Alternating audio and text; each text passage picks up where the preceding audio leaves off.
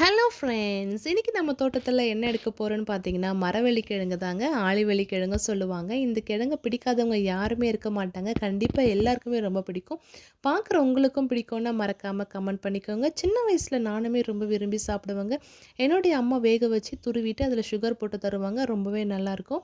Chips சொல்லவே தேவையில்லைங்க. School படிக்கிறதுலேருந்து ரொம்ப விரும்பி சாப்பிடுவேன். ஆஃப்டர் மேரேஜ்க்கு அப்புறமும் அது கன்டின்யூ பண்ணுறேங்க. எங்கேயாச்சும் பார்த்தேன்னா கண்டிப்பா வாங்காம போறது கிடையாது. வாங்கிடுவேன். ஸோ இந்த கிழங்கு வந்து ரொம்பவே மண்ணா இருந்துச்சு. எந்த அளவுக்கு முடியுமோ அந்த அளவுக்கு நீங்க தேய்ச்சி, கழுவி சுத்தம் பண்ணி எடுத்துக்கோங்க. இன்னைக்கு வந்து நானு இட்லி பாத்திரத்துல தாங்க வேக வைக்க போறேன். ஏன்னா, அப்பவே பறிச்சு சாப்பிடுறது ரொம்பவே டேஸ்ட்டா இருக்கும். இந்த மாதிரி துண்டு போட்டு கீறிக்கோங்க.